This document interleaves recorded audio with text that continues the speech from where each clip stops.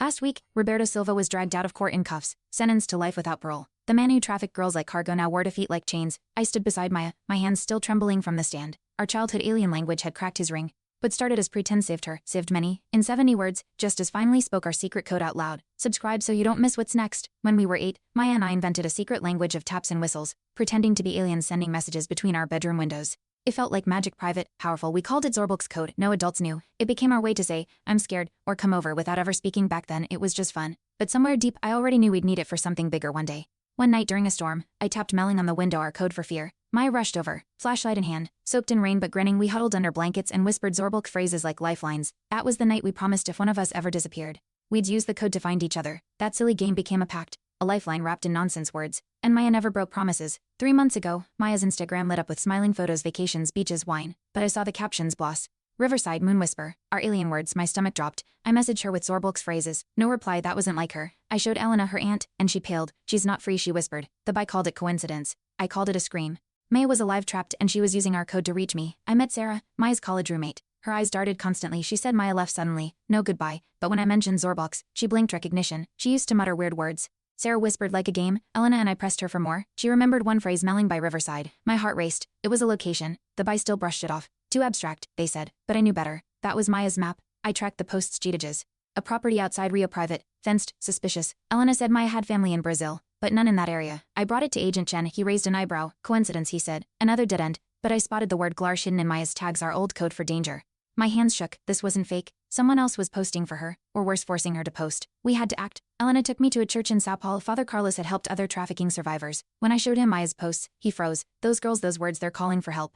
He connected us to local activists, but by protocol dragged. Days passed, the post stopped. Then came one more, a sunset with the caption Zorbalk's fades finality. Code for end to panic hit. Maya was signaling she couldn't hold out. We were running out of time. We got a tip, girls moved through a luxury yacht. Paradise Dreams. It matched Maya's earlier dreams at Sea Post. Elena, Father Carlos, and I watched from a cafe. My pulse thudded in my ears. Agent Chen's team rated empty. No girls, just locked rooms, no signs of Maya.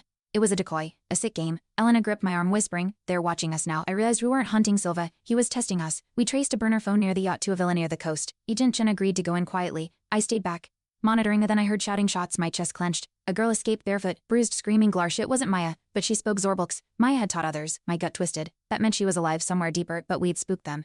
The traffickers were scattering, taking Maya with them. We had one chance left. We intercepted a call, Silva ordering a move, code names times, but one phrase stood out, Blas ends. It meant final location. Elena broke down. She's running out of code. Father Carlos suggested an abandoned hotel. Local activists had flagged it. We raced there with Chen. Inside, silence. Then a floorboard creaked. I shouted Zorbalk's. A whisper echoed back, Melling Maya. I ran. But before I reached her, gunshots rang out. Someone was still there, watching, guarding her. Agent Chen shielded me, returned fire. 2 men fled through the back. Elena and I found Maya locked in a storeroom, eyes swollen, whispering Zorbalk's. I nodded, crying, it's me. She collapsed into my arms. We carried her out, but Silva was gone, slipped through again. The bi took Maya to safety. I felt relief and rage. We had her but not him. The monster still roamed free, and Maya wasn't the only one still missing. In the hospital, Maya whispered names, other girls. One was Sarah. We thought she was safe, but Maya said, they're watching her too. I froze. The photos, the timing. Sarah was still a target. Elena gasped. We have to warn her. Maya pressed my hand. Zorbalk's never ends, she said. It wasn't just about us. This was a network, and the code we created, silly alien words, was now our map. Our alarm, our only way to keep fighting. Sarah disappeared, her dorm emptied overnight. No goodbye, no trace. I checked her old posts. One word jumped out, Zarks. It meant trap. Maya hadn't warned us in time, or someone was already pretending to be her. We realized Silva wasn't working alone. He had digital reach, fake accounts, fake locations, planted clues. The whole rescue might have been a setup. Our Zorbalk's code was now exposed. They were using it against us. Nothing felt safe anymore. We decrypted a flash drive hidden in Maya's sock, a gift from a girl named Lula. Inside, Silva's ledgers, names, photos, routes. But one document chilled us. An entry, Harper target, high disruption risk. My name, I was on their list. That's why the yacht failed, why the villa had guards. I wasn't just chasing them, I was bait. Elena grabbed my hand. You were always part of this, but now we take control. Elena revealed a journal. Maya had been updating it in code since her disappearance. It included sketches, floor plans, names. One entry, Blossgate Medina. Father Carlos, and my stomach turned. He was our ally.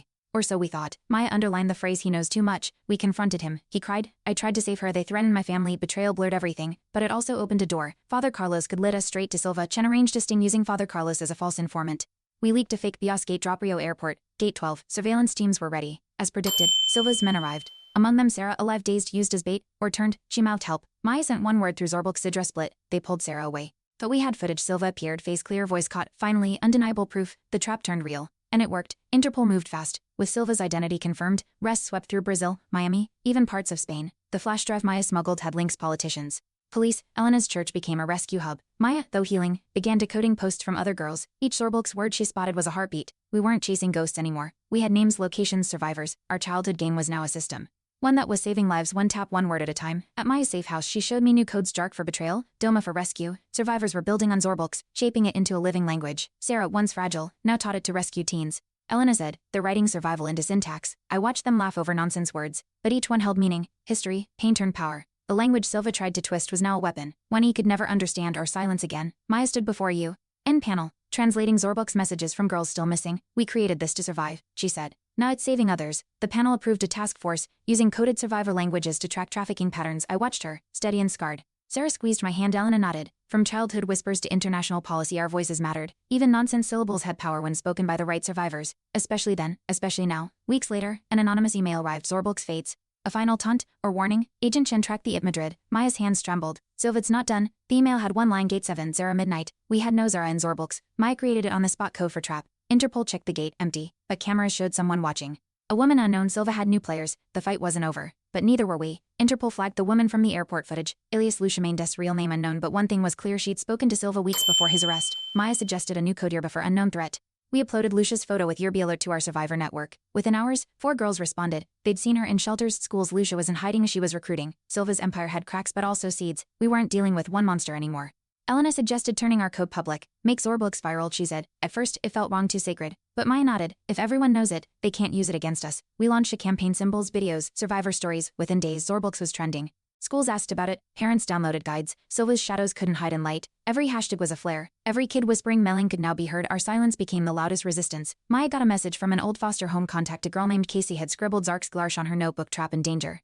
We visited quietly. Casey's eyes lit up when we whispered Zorbulks. You're the alien girls, she said. She knew Silva's new roots, told us about a red van. Maya hugged her. You just saved someone. The language was more than code. It was recognition. Proof that even the silenced could still scream.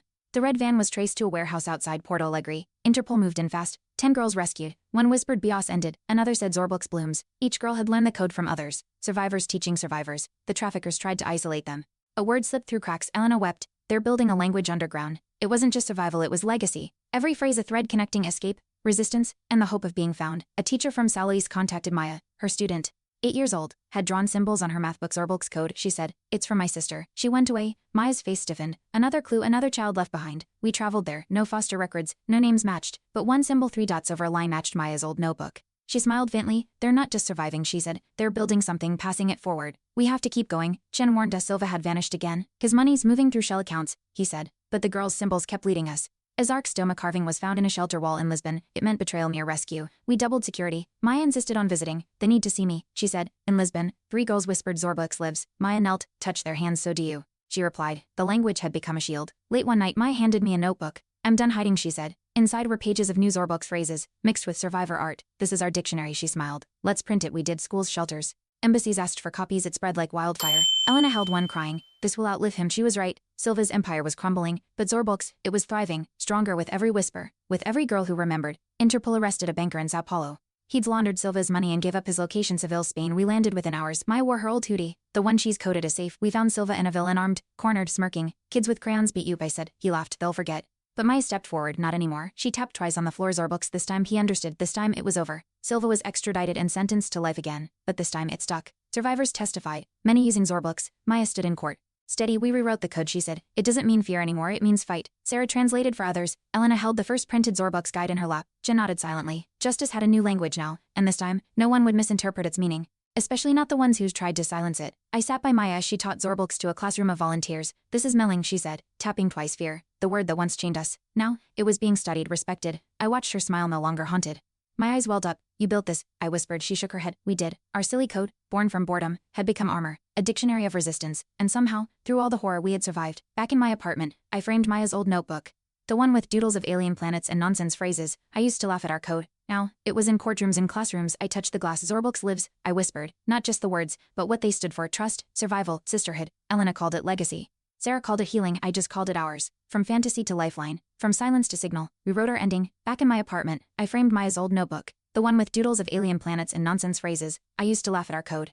Now, it was in courtrooms and classrooms. I touched the glass. Zorbulks lives, I whispered. Not just the words, but what they stood for: trust, survival, sisterhood. Elena called it legacy. Sarah called it healing. I just called it ours. From fantasy to lifeline. From silence to signal, we wrote our ending. Today, Maya and I stood outside a new shelter, the Zorbulk's house. Kids played with chalk, writing phrases only they understood. I saw Melling beside a heart, Zitter near the swings. Elena led a group through mindfulness exercises, while Sarah taught self-defense, survivors teaching survivors. I watched Maya hand a girl a notebook, just like ours. This is for your words, she said. A second chance, a new code, a story that starts with whispers and ends with freedom. Thanks for watching. Hit subscribe to check out more stories on my channel.